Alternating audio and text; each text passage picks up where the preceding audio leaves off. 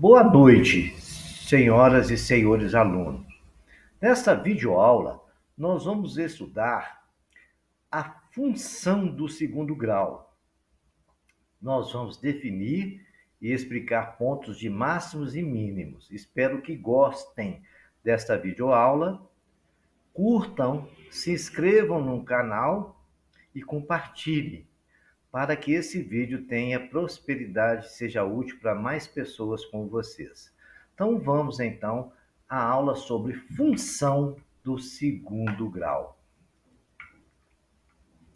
A função do segundo grau é sempre escrita na forma f de x é igual a ax2 mais bx mais c. Onde, senhores alunos, não esqueçam disso, A sempre vai ser diferente de zero. Porque se A for igual a zero, a função do segundo grau não vai existir. Porque se A for zero multiplicado por x elevado à segunda potência, vai ficar zero, nós não temos mais a função do segundo grau. Não esqueçam disso. Então vamos agora a estudar o gráfico da função do segundo grau. f de x igual a x2 mais bx é uma curva como a parábola voltada com a concavidade para cima. Está escrito na forma f de x igual a ax2 mais bx mais c. Senhores alunos, observe uma coisa. Lá naquele gráfico tem uma carinha sorrindo. E lá dentro da carinha está escrito A maior que zero. Se A é maior que zero, a concavidade é voltada para cima. Por isso eu coloquei a carinha com a boca sorrindo, para vocês não esquecerem disso. Está sorrindo, A é maior que zero. Aquele ponto pontilhado ali é a linha de simetria da parábola, aonde divide a parábola no meio certinho. O que acontece do lado direito da parábola acontece no lado esquerdo da parábola. Então, o gráfico sorrindo é a concavidade voltada para cima e A maior que zero. Vou lembrar aos senhores que f de x pode ser escrito também na forma de y. Y igual a x2 mais bx mais c. Indo para o lado direito, a gente vai ver um gráfico com uma carinha chorando. Quando a carinha está chorando, o A é menor que zero. Está escrito lá na carinha, A menor que zero, carinha chorando. A concavidade da parábola voltada para baixo. Esse lance aí, galera, é para vocês não esquecerem. Sorrindo, concavidade para cima, A positivo. Chorando, concavidade para baixo e A negativo. Não esqueçam, hein? Vamos para o próximo slide. Agora, o que nós temos que fazer? Calcular as raízes do segundo grau, da função do segundo grau. Porque as raízes, senhores alunos, é onde vai cortar no eixo x da parábola, do gráfico, o x1 e o x2. Na concavidade voltada para cima, onde A é maior que zero, cortando no x1 e no x2. E na concavidade voltada para baixo, onde A é menor que zero, mas está lá o x1 e x2. As raízes de x1 e x2 são os pontos onde cortam o eixo do x.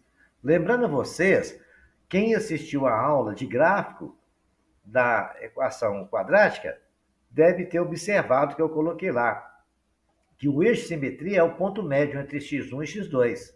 Soma x1 e x2 divide por 2, você acha o x do ponto de simetria, que é o ponto do vértice, que a gente vai ver logo adiante. E essas raízes, então, não esqueçam, determinam onde a parábola passa no eixo do x, nos dois pontos dela. É claro que há um pouco de diferença quando o delta é maior que zero, menor que zero, mas a gente vai discutir isso lá na frente. X, a raiz da equação é onde a parábola corta o eixo do x e fim de papo. Então, vamos para o próximo slide, senhores, que é o terceiro passo do nosso estudo. O terceiro passo do estudo da parábola do vértice, da função do segundo grau, é calcular o vértice da parábola.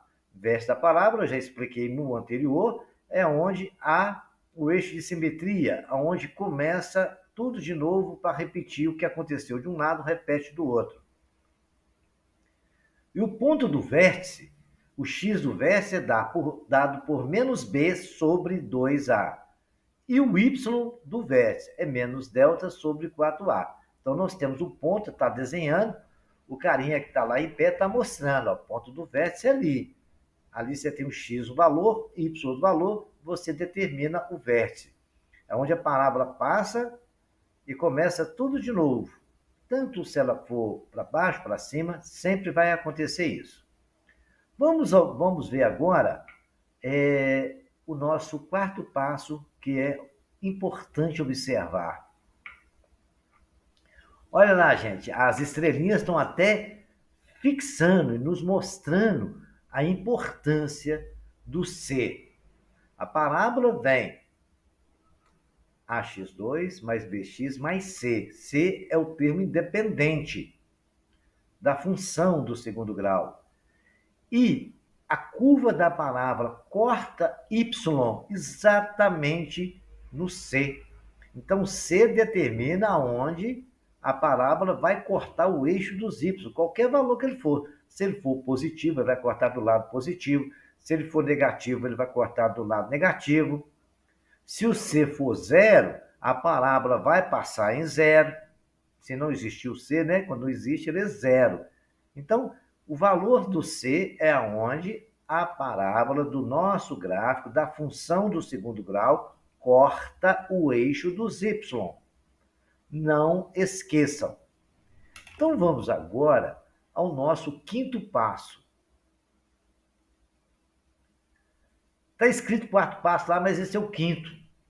Foi um erro de digitação, mas isso não importa. É estudar o valor de máximo e mínimo, é isso que nos importa agora.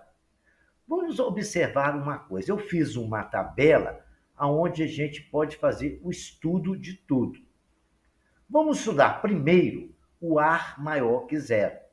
A maior que zero, olha lá a parábola nossa como ficou. A maior que zero e delta maior que zero. No primeiro quadrinho, nós temos a parábola com concavidade voltada para cima, ou seja, a parábola sorrindo. Para cima do eixo do x, todos os valores vão ser positivos. Para baixo do eixo do x, todos os valores vão ser negativos. É óbvio, né? Se você for ver no gráfico, vai ver para baixo do eixo do x é tudo negativo, para cima é positivo. Agora, quando delta é igual a zero, quando delta é igual a zero e o A maior que zero, a concavidade continua sendo voltada para cima. Só que toca o eixo do x em apenas um ponto, porque existe duas raízes também, mas elas são iguais. Supondo que a equação, a função x ao quadrado mais menos 4 igual a zero, você vai achar duas raízes. Raiz de 4, mais ou menos 2, vai tocar no ponto 2, ali. Então, o ponto 2 é o toque no eixo do x e a parábola voltada para cima. Parábola também sorrindo. Ela está sorrindo porque está de vermelho em cima. A maior que zero. A maior que zero, sorri a parábola, senhores. Não esqueçam, hein? Agora, quando o delta é menor que zero? Quando o delta é menor que zero, nós sabemos que não existe raiz nos reais, mas existe raiz em outros números, números complexos, por exemplo. Então, o que acontece com o nosso gráfico? O nosso gráfico, ali ele vai flutuar. Você pode ver que ele está flutuando. Ele não toca o eixo do x. Ele não toca porque não tem raiz. Né? Já foi explicado anteriormente que as raízes da função é onde toca o eixo do x. Se não tem raiz real, não tem como tocar o eixo do x. Agora vamos para o outro lado, A menor que zero, ou seja, como foi explicado anteriormente, A chorando. A chorando, senhores alunos, está ali, a concavidade da parábola voltada para baixo. Isso porque o A é menor que zero. Ela chorando com delta menor que zero. Temos lá, para baixo do eixo do x, tem duas raízes também. Porque A é maior que zero, são duas raízes reais. Então, a concavidade voltada para baixo do eixo de x, todos os valores é negativo. Para cima do eixo do x, todos os valores são positivos. Ao contrário do A maior que zero, né? Dá para perceber isso. Na parábola abaixo, com delta igual a zero, como na parábola do A maior que zero, a do A menor que zero está chorando porque A menor que zero, mas também toca o eixo x apenas em um ponto, porque só tem uma raiz. Ela é voltada para baixo porque o valor de A é negativo, senhores. Por fim, temos o último gráfico de A menor que zero. Como o gráfico da direita de A maior que zero, no A menor que zero, é o contrário, a concavidade é voltada para baixo, mas também não toca o eixo do x, ela fica ali flutuando. Agora nós vamos no próximo passo para a gente discutir um detalhe importante. O detalhe importante desse próximo passo, senhores, é para discutirmos o ponto de máximo e o ponto de mínimo. Quando um julgador, um avaliador, pedir a vocês para calcular o ponto de mínimo da função, ele está pedindo para você calcular o y dessa função. E o ponto de mínimo é sempre com A maior que zero, com cavidade voltada para cima. Porque a função vai descendo, vai bastante, chega no mínimo, depois ela começa a crescer novamente e vai embora. Então, quando pedir a vocês para calcular o mínimo de função, vocês já vão saber a concavidade é voltada para cima e o ponto de mínimo é abaixo do eixo do x. Você tem um x positivo e um y negativo, mas de qualquer forma vai ficar a parábola voltada para cima. No gráfico à direita, se te pedir um valor máximo de uma função, obviamente, senhores alunos, a concavidade é voltada para baixo. E você vai ter que calcular o valor de y. Aquele eixo que vai no valor x, tanto no gráfico da esquerda como no gráfico da direita, é o ponto de simetria, o valor de x. É o valor médio que tem entre x1 e x2, nos dois gráficos. E também, senhores, não esqueçam, pedir o valor máximo, concavidade é para baixo. E você vai ter que calcular o valor do y, do vértice, que é menos delta sobre 4a. Pediu o valor mínimo da função, você vai calcular o y do vértice, que é menos delta sobre 4a também. Então a gente já sabe, pediu o mínimo, A é positivo, pediu o máximo, A é negativo. Agora observe uma coisa, eu vou dar um exemplo para vocês de ponto máximo de uma função, que geralmente cai muitos exercícios desses no Enem. Imagina que ele dê para vocês a função e quer que vocês calcule o ponto máximo da função. Um ponto máximo da função é uma coisa no cotidiano da vida da gente. Imaginemos você, o jogador de futebol chuta uma bola a uma altura. Essa bola vai, levanta, faz uma curva, ela chega no ponto máximo dessa curva, depois começa a descer e até cair no chão novamente. Esse gráfico da direita, da função, do valor máximo da função, já mostra a ideia disso. Aí o julgador pede aos senhores para calcular a altura máxima que a bola alcançou. A altura máxima que ela alcançou é o valor do y do vértice. Basta vocês pegar a função e calcular o menos delta sobre 4a. Aquele problema também do tiro de um canhão que é disparado para cima e o projétil vai a uma altura, depois começa a cair, também. Lá no gráfico da valor mínimo da função também, em questões de temperatura, sempre pede o mínimo da função, que é o valor mínimo que ela consegue. Ela chega, vai abaixando a temperatura, por exemplo, chega no valor mínimo, depois volta e começa a crescer. Então, são exercícios desse tipo que os senhores vão precisar de utilizar cálculo de máximo e mínimo da função.